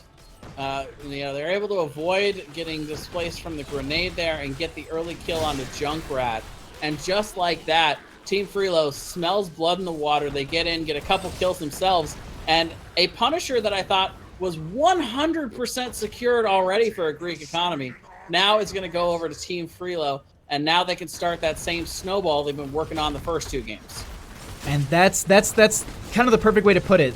They always try and set themselves up really early in these games. I love this play from the Sonya here, grabbing this camp, really aggressive, saying, you know what, the first Punisher, it'll get some damage here, open up the lane a little bit for us. We can try and poke on that, but they're utilizing their Sonya to get that solo camp, push into that top lane, create consistent pressure, and that's a really good play from the members of Team Freelo here to just play that macro.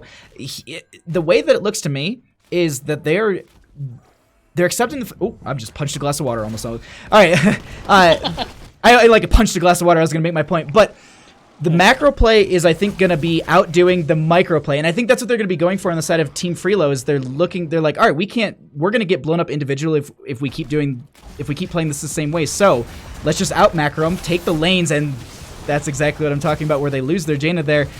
They do get the friendly toss on the Bishop Mist. But my whole point is play the macro game to outdo the micro game. Yeah, Oscar still effective with these hooks, and the toss on the Skigum as well. Oh, the nice dodge there. Bishop Mist also very low. And this is what a Greek economy's got to do. They've got to still play this patient. They can't afford to be caught out in lane, and they can't afford to get too cocky with this strategy. They get the hook, they get the kill on Jaina, but they can still lose with the comp that they have 4v5. So they need to be willing to back out of that situation, wait until their cooldowns and their isolative tools are back up, and then go back in once they're ready. I was like holding my breath. I was like, does Olive going to be stepping up onto Hollis here? But the other thing to note too is Diablo is becoming stronger and stronger with those souls. And I do believe you mentioned that earlier in the game here. And with the full stacks that they're currently sitting at, it's only going to become harder for them to really play the aggressive game that they were at the start here. The other thing, too, is we have the Bonds of Justice from the Maiev, who's currently sitting at 8. Might be getting more, but unfortunately won't be happening as they got the... Actually, no, finishing the quest, but dying. As Olive Farmer getting so low here, will Hollis be able to finish it out? Doesn't look like it. Yeah, Hollis also getting more tanky with those Fire Stomp talents that he's got now at 4 and 7. So it's going to allow him some more self-heals. If he does get isolated out, he can just throw out that Fire Stomp. Should be fairly easy to hit when he's in the middle of their team already. And get a little bit of extra sustain. And allow the members of Team Freelo to respond. But bottom line is that they're heading towards these level 10s. This is the point in the match where Freelo knows that they're going to start to get an advantage is post-level 10. So you can expect them to get fairly aggressive right after they pick this up, and it's going to be just in time for this top shrine. So it was really I just wanted to note something really quick. We can't see it here because once objectives are complete, it doesn't show numbers. But actually, did you notice that Bonds of Justice is actually uncappable? Or it's uncapped? Like it actually will go beyond just the number of stacks. Like I just hovered it now, and it doesn't show that it went over. But I've seen other streamers who are playing it. They're like, wait, why do I have more Bonds of Justice stacks than possible? So I don't know if it was a bug, but it was interesting. I think it was Marsha's stream I was actually watching where he was just like, wait, I'm above the. I think he had like 18 stacks, which was weird because I think it caps at 15. Interesting. But either way, yeah, we'll have to test that later. But we do have 10s achieved as well as the next shrine activating. And Jay, they're utilizing this Riptire for zoning. Yeah, just waiting on it, giving it plenty of time. But now the Riptire is down, and here comes Team Freelo. They come in. Cage is going to go down. Huge lightning breath, getting all kinds of value. The ring, not really finding anybody. But the leap comes in from Tiffle. And that's going to be a triple kill here for Team Freelo. They can smell that A Division championship, and they're going in after it right now. I was talking about Bonds of Justice talents, and I saw that Sonya picked Leap, and I'm just like, all right, we'll talk about that in a second. And then, literally, as you're saying it, just that leap into the backline to get those two. Oh my God, that was such a great play. And they actually get the Bond of Justice onto Cookie here, getting body blocked by actually the support. And that will be another kill going over in favor for the members of Team Freelo. And you said it earlier, this is the momentum that they build and they kind of survive off of. I mean, they really, really play well when they have this big wave behind them. And even early game, they were able to kind of come back from getting picked off consistently throughout the early game. Yeah, so many clutch plays from Richard Gear in this game. Most of them on the support role in general, but that one, the body blocking, is great. You know, the auto attacks from Malfurion are not going to be what secures you that kill. So instead, just using his mobility, especially from that level 1 talent with the extra speed that he's got to get a little bit of extra body blocking out. But we do see the rotation to the top. Frozen Punisher, as it does jump back, and it looks like the follow-up might be in here for Freelo as they rotate up. They get the kill onto the Kerosene. They trade out the Jaina. That is going to be Olive Farmer getting the taunt, and that also will be the Future Battle coming out from the Stitches. The silence is there, but they go ahead and they chase this out, and that will be Olive Farmer and actually Oscar going to be able to get out of here. They do lose their Garrosh, but they lose their fort as well, 13-11, as the members of Team Freelo are going to be pushing onto this keep front gate. I don't think they'll take the keep, but they definitely will open up this map a little bit more for themselves. Yeah, 2-for-1 exchange, which is not really what Freelo was looking for, but it does give room for John Cena to punch the walls a bit. But Skigum is actually caught out here, but is able to port out after the vault there, and that's going to be 7-sided strike wasted trying to get that pick. Level 13s are here. The engage is big. Hollis even willing to grab Oscar and put him back onto the point to try and isolate him out here. The Warden's Cage, and once again the lightning breath comes out. So many members low here from a Greek economy. The Blizzard is going to go down, and we'll be able to help finish off the Garrosh here as the double kill comes out on the front line. And just like that, Team Freelo got the camp, and they're going to be looking towards the keep. They have this camp pushing in. They have 2 kills, and I think they will be able to confirm this keep, as you said. Now, the big question is, do they back off? Do they try and make a bigger play? It's 8 seconds till Garrosh and a couple seconds for Stitches right after, not even. Yeah, I think this is just going to be the keep. They back right off, and they'll be able to have this. This is actually a great play for Team Freelo. They'll have the... just being able to get out of there just fine. But they're able to have the catapult pressure consistently in top lane, while the next Punisher will be in bottom. So they can play the next Shrine as slow as possible. They can poke into this, they can delay it out, and it will split the assets of a Greek economy, because someone will have to go back and deal with the catapult pressure that is just now spawning from the core of Team Freelo.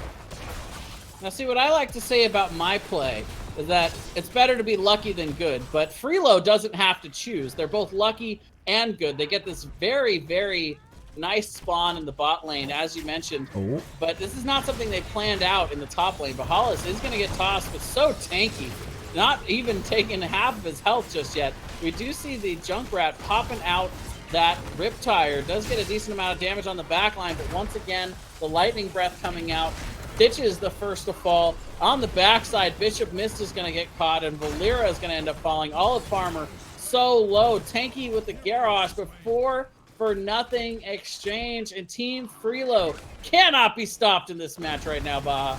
They can't, and I was actually looking at that Kerosene getting so low on health, and I was like, he's gonna have a dash out of there, and I look up in the top bar, and I'm like, Sonya's got leap, and then I just hear, oh, and she just smashes right into him. So definitely, yeah, they are utilizing their abilities very well here, and they're gonna be able to, once again, as I noted, they have catapult pressure in top, they have the camp pushing now in bottom that they actually were fighting over getting that clear, they have this camp in mid, they're gonna open up the lane a little bit more, push themselves further in experience. I gotta, like, I don't know what they can do on the side of Greek Economy at this point to really kind of slow them down. It's a 3-level deficit between the two. They can't fight on this next shrine. They can realistically poke a little bit, but this is, I think, going to be they're going to have to give this over. All I can imagine is just the little snowball rolling down the hill, getting bigger and bigger and bigger. And that's been pretty much every one of these matches for Team Freelo. And at this point, I think it's getting to the point now where that snowball might be too big for the members of a Greek Economy to stop it. But we'll have to see. They've got the isolative tools. They've got the ability to try and get these picks. And, you know, again, don't underestimate somebody who's got nothing to lose. The hook does come out onto Tythel. They get the isolation on him. He's somehow still surviving in the middle of that big mess. And the ults come down. All the R buttons are popped. And, yeah, 4 for nothing again. Ouch. They tried to take that fight, and that was basically their options. They either, you know, poke and just let this come to them, or they take a fight. And they tried to, but the thing is, they clumped up so tight together. Sonya literally hit Alt and hit R and just self leaped, got the stun. There was a huge Umbral Bind as well as the Warden's Cage that came out from Skygam there. That it just. I don't have the words to describe how quickly and how efficiently they just played that fight. Actually, effectively, and now they're going to be getting this bottom lane Mortar Punisher. Top lane was cleared out. They didn't lose any core health on the side of Greek Economy. This is a big defense for them. They're really going to need to play this smart, as it looks like Team Freelo is going to push up mid and just create pressure in all 3 lanes. Yeah, but right now, Team Freelo playing that game of choose how you lose. You got pressure in mid, you got catapult pressure in top, you've got the Mortar Punisher on bot, which, you know, everybody raves about the Arcane Punisher, but this Mortar Punisher, very good at sieging, and the jump over from Tythel as he's trying to imitate John Cena, but he's going to end up paying for it. I'm sorry, but they do see you back there, and they get the isolative tools, and that's going to be a big pick, and signs of life coming out here from a Greek Economy. These guys are good enough to recognize a situation where somebody's overextended and capitalize on it. They try and get the Future Bile out with the hook, and it's not going to be happening as Decade gets the dash right back. They're trying to chase this toss forward on to Oscar, as it looks like the Riptide is going to be sitting right around Blackout. Ring of Frost is going to be coming down with the Warden's Cage as well. Silence going to be out. Stitches is actually falling here. They lose the Valera as well, and they turn this fight around. They start to chase this back. Hollis is setting their sights on Decade here. That will be the kill onto the Kerosene. Olive Farmer not doing well themselves, going to get pulled right back, and that is going to be another 4-member wipe as the Mortar Punisher is just cleared by Cookie. How did Team Freelo turn that around? They had such a good endgame, such a good chase potential here for a Greek Economy. The GG well plays are coming out as the members of Freelo are going to the core, Baja. They're already taking down the shielding. We have the zoom in on the core. Stitch is back at this time. Valera going to be back as well. They got a little bit of, you know, a couple tools here, but that root will be going out for Malfurion. They just focus on the core. They want to take this Div A final, and that is going to be it. Team Freelo will be your Div A Grand Final champions. Sweeping the series, doing it with style. Team Freelo out of the West, making it 3-0 for the West champions so far in this post-playoff, or this post-season, and a Greek Economy coming out, doing their best, but just not quite ever finding their footing in this series. But you still got to commend them for an amazing season.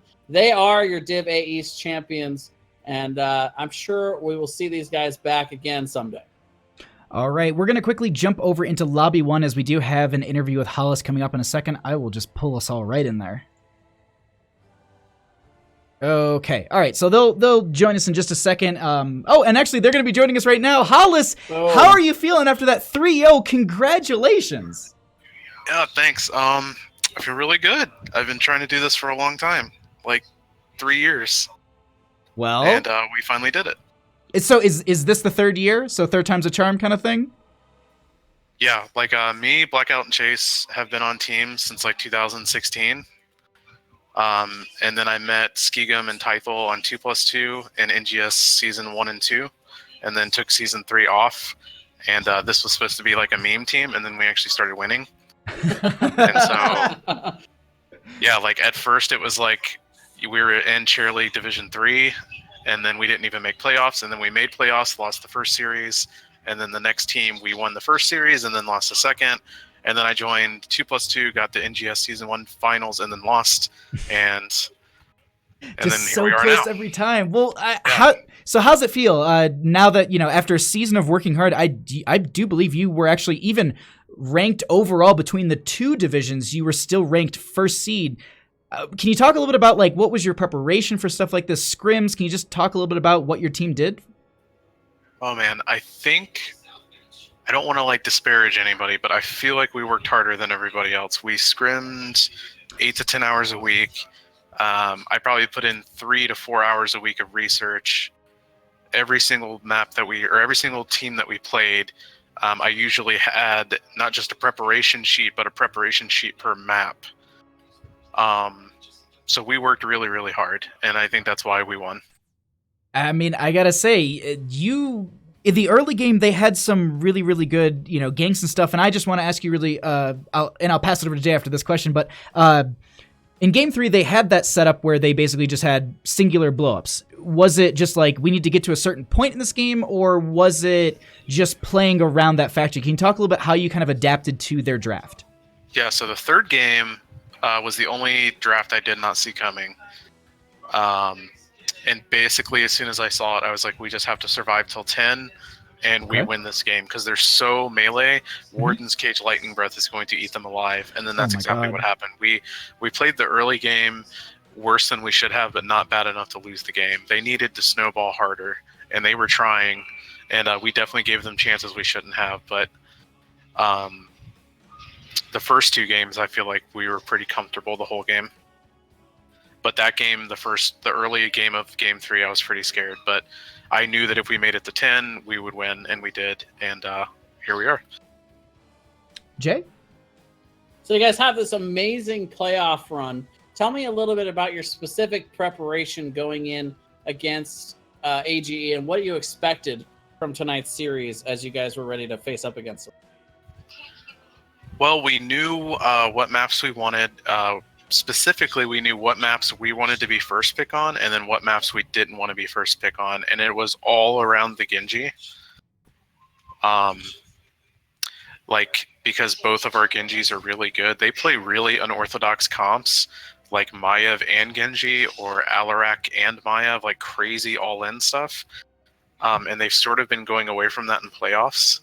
But other than that, feel like I pretty much had them figured out those first 2 games, and then they threw me for a loop the third game, but luckily we adapted to it.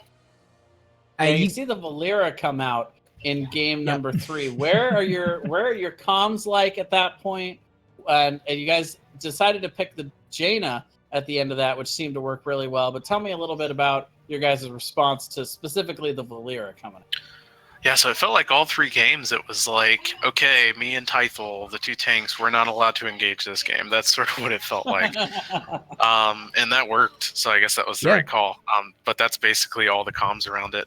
I don't feel like Valera had as big of an impact as that Stitches Garrosh combo. That was pretty disgusting. That was terrifying to watch. Yeah. And I was actually saying in draft, I saw a different in the heroic division. They were one of the teams that actually ran the Valera for exactly what you talked about. They were getting dove on by a team or teams in general, because I've seen them run it in another amateur series as well. And they'll just pick up that Valera, and anytime the tank or anyone steps a little too far forward, they can just shut that down and realistically kind of counteract the dive and any sort of setup or peel you can get. And I liked it, but unfortunately, as you said, like it just didn't get the value into their combo. I think if they leaned completely into it, maybe with some sort of mage just to kind of really blow it up and then kind of get that snowball as you talked about, I think that would have been strong for them. But overall, between the 2 teams, you guys played a heck of a series, and it was so much fun to watch. Yeah, we just really been on it. I don't even know how to explain why. I've been on competitive teams for like 2 years, and it always just feels like 5 guys like playing Hero League, and just something was different this season. We just did not lose in scrims. I think like our overall custom record is like 89% win rate. Just something really special about this roster happened. Well, Jay, any questions before we kind of wrap up our interview? I guess my big question is, what is next for Team Freelo? We're pretty much keeping it the same as far as I know.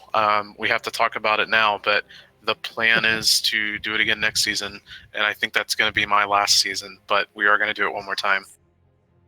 All right, bring it back one more time. Sorry, I'm asking questions at the exact same time. I need to be not ghost dunk. All right, so before we let you go, any shout outs that you want to give? Anyone that you want to just thank for the season, or any kind of closing remarks that you want to kind of hold on. Spiel out? I actually have this prepared. Oh, dang, the confidence. Yeah, to be totally honest, I wrote an 1,800-word speech, but I'm not going to do it because it's just way too long. Thank you. Yeah, We appreciate it. I'm not even kidding. I promise. Okay. All right. So shout outs. Andolphus. He was the person who got me into the game. Like, I was super burnt out on League of Legends in 2015, and he was like, "Hey, I've been playing this Heroes of the Storm game from Dota 2. You should try it," because it totally pretty much got me over my frustrations of Dota 2. So wouldn't be here without him. Arate, my first team captain back in Cheer League Season 1. We were just, sort of playing around in Unranked. Actually, I don't even think Unranked was around. Quick match, and he was like, "Hey, we should play this Chair League thing." And then, like, I had no idea how far that rabbit hole was. But, here we are. Shambulance from FSU Crab Legs. He, like, subbed in for my first team back whenever I was really bad at the game and everyone that I played with was. And he, like, showed us what competitive shot calling and drafting was. And, like, I still literally remember it to this day, like, those couple of games. McNulty of 2+2, he, like, took all my teams under his wing, even though they were always better than us, and, like, always scrimmed us and just beat up on us in a nice way and gave us tips. And then whenever I was ready to, like, quit the game, he, like, brought me onto his team, even though I probably didn't even deserve to be there, and then, like, made me a lot better of a tank player in the process. Piemaker, our sub, he, like, literally turned our team around. We were actually doing really badly before the season.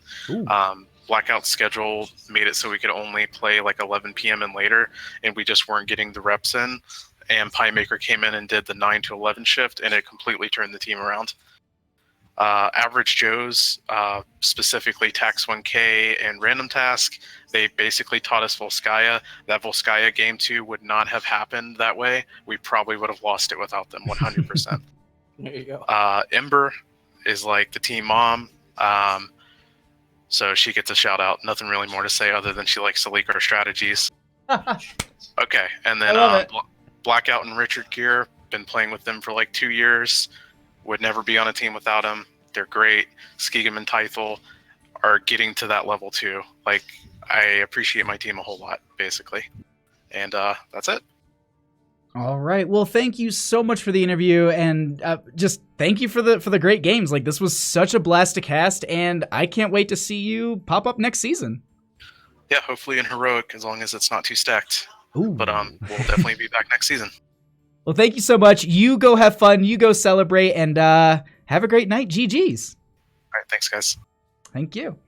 And so at this point, everyone, it is going to be wrapping it up for Jay and I, but don't go anywhere. We have more Heroes of the Storm content coming up. We have a Nexus Gaming Series streamer, Ghost Dunk. We will be rating him over in a few moments here. But before we go, we just wanted to quickly plug our own channels and, thank you all for coming here. So Jay, where can people find you? What are you up to? Can you kind of give us a rundown of what's your activity like? Yeah, I've been doing, of course, a lot of streaming for Heroes of the Storm for the last few years. You can find me over on my Twitch channel, Jason Hots, YouTube channel, Jason Hots, Twitter, Jason Hots. It's all the same. And yeah, getting into the video editing thing. So that's been a lot of fun. Make sure to check out my YouTube channel. You guys can definitely subscribe there, see what I'm putting out on a regular basis just for general Heroes of the Storm highlights and video editing and stuff like that. And, just want to say a big thank you to NGS, giving us the platform, giving us the ability to come out and have a good time playing the game we love in the best way possible to do it. And, the admin works so hard. All the casters are amazing and the players are friendly. It's a great environment. If you guys are watching this and you're not playing in NGS, I would suggest going and getting on a team. Try it out. I bet you'll love it. And thank you to you, Baha, for inviting me in here tonight. It's always a pleasure to cast with you. You are the best caster, in my opinion, in NGS. And it's always appreciate it's that. always a pleasure to be here with you. Thank you. I really do appreciate that. And also just the silent behind the scenes and doing God's work for me, much like that Spider Queen in game 1 taking out that well. Philandrith was doing all of our observing. He actually handled all of the towers that you saw at the start of the games. I actually looked over and he was I think he was slowly filling this in. I was like, oh, thank you, because like I looked over at like 3/4 of the way through the draft. I was like, like I haven't done any of this and it's been slowly adding up. So just really quickly, he did an amazing job of observing as well as just handling some of the background stuff that I was not paying attention to. So of course, just always have to shout out to production as well as the admins. You can find me at twitch.tv, Bahamut Gaming, or on Twitter at Bahamut Gaming, or on YouTube. Just much like Jay, both of our usernames are kind of underneath our faces here, and you can find us at pretty much all those links. Just thanks again so much to everyone. We're going to be rating over Ghost Dunk in just a moment. I can't thank you enough, and we'll see you next season for the Nexus Gaming Series. This has been Jay, Zon, and Bahamut, and thank you so much. We'll see you later.